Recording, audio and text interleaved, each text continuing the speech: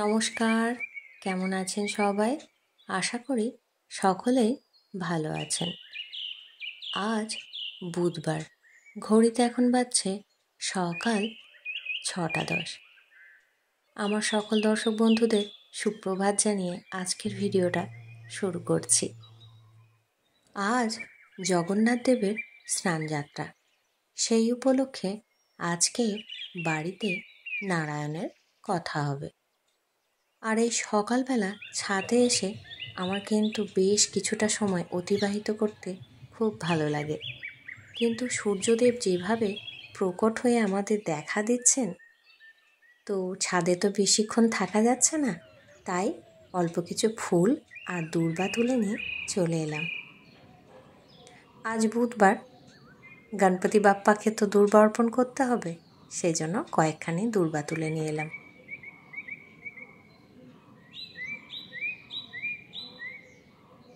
এখানে এসে দেখছি পিসিমণি আলপনা দিয়েছেন, বেশ ভালোই দেখতে লাগছে। ঘড়িতে এখন বাজছে সকাল 7:50। পুরোহিত মশাই চলে এসেছেন, পুজো শুরু হয়ে গেছে।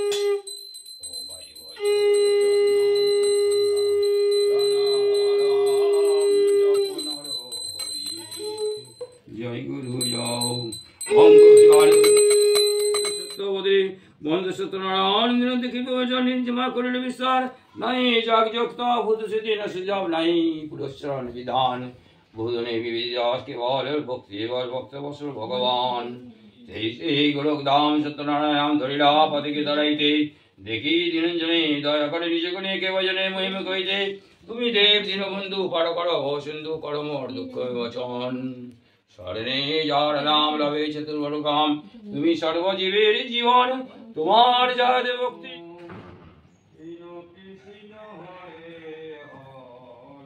নারায়ণের কথা হয়ে যাওয়ার পর এখন তুলসী মঞ্চে পুজো হচ্ছে। পুজো হয়ে যাওয়ার পর প্রসাদ খাওয়া হলো। তারপর এখন সকলকে মুড়ি পরিবেশন করে দিচ্ছি।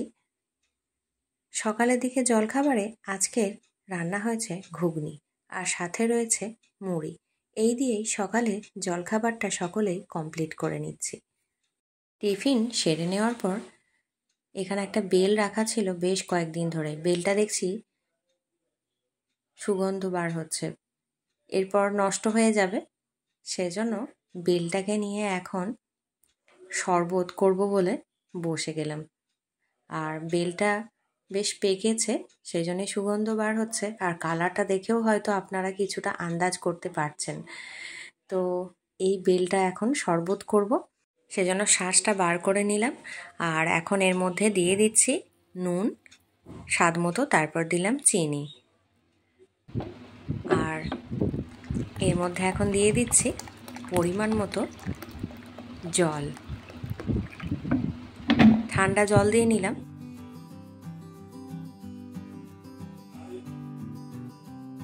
ভালো করে এভাবে চামচের সাহায্যে একটু গুলে নিচ্ছি নুন চিনিটা, যাতে ভালো করে বেলের পাল্পটার সঙ্গে মিশে যায় সেজন্য। আর এর মধ্যে দিয়ে দেব লেবু রস, একটু টক স্বাদের হবে সেজন্য।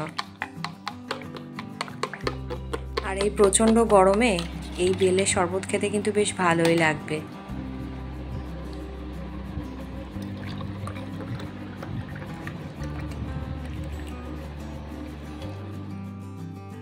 গাছ থেকে পেড়ে নিয়ে আসা কয়েকটা কাঁচা পাকা আম রয়েছে।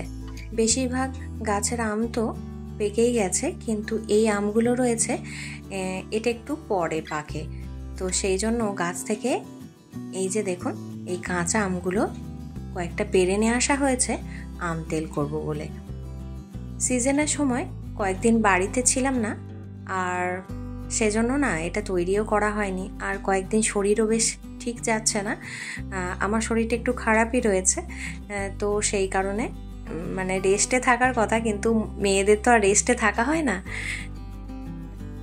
তো এখন এই আমগুলো ওকে বললাম একটু তুমি যদি এটা রেডি করে দাও তাহলে ভালো হয়। বললো ঠিক আছে, রেডি করে দিচ্ছি।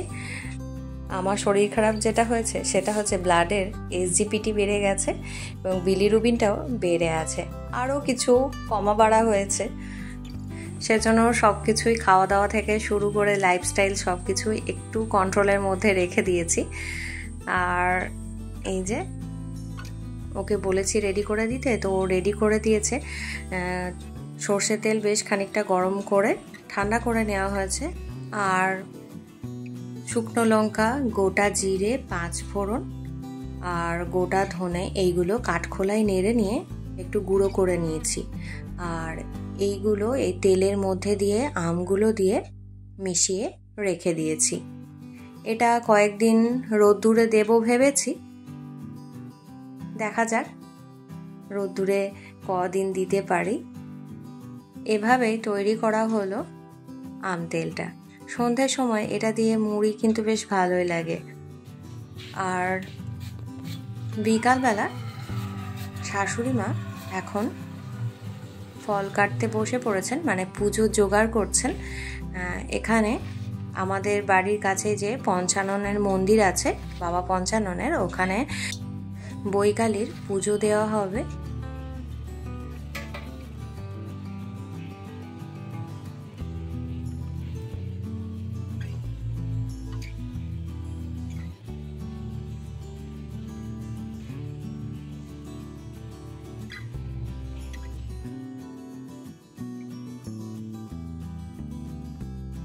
আর সন্ধ্যের দিকে বেটু ওর বাবা দুজনে একটু বেরিয়েছিল। তো সন্ধ্যের সময় অন্য কিছু আজকে আর টিফিন করতে নাকি ইচ্ছে করছে না, সেজন্য এটা নিয়ে এসেছে।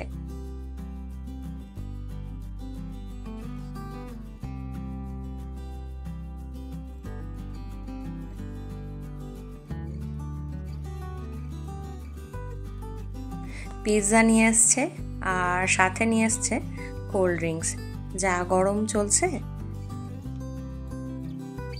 আর এটা ভেজই আনা হয়েছে, তার কারণ বাড়িতে তো আজকে পুজো হয়েছে। তো এই পুজোর দিন বাড়িতে নিরামিষ রান্নাবান্নায় বা খাওয়া দাওয়া হয়ে থাকে সাধারণত। আর সন্ধ্যের সময় এটা দিয়ে টিফিনটা সেরে নেবে। আর ওর এটা খুব পছন্দের, আর শুধু ওর কেন, আশা করি অনেকেরই পছন্দের এটা, তাই না? এটা তো একটা পছন্দেরই জিনিস,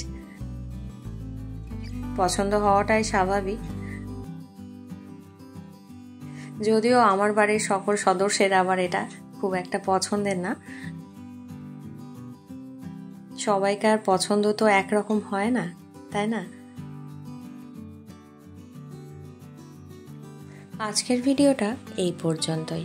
আজ তাহলে আসি, দেখা হবে আপনাদের সঙ্গে অন্য কোনো দিন অন্য কোনো পর্বে। নমস্কার।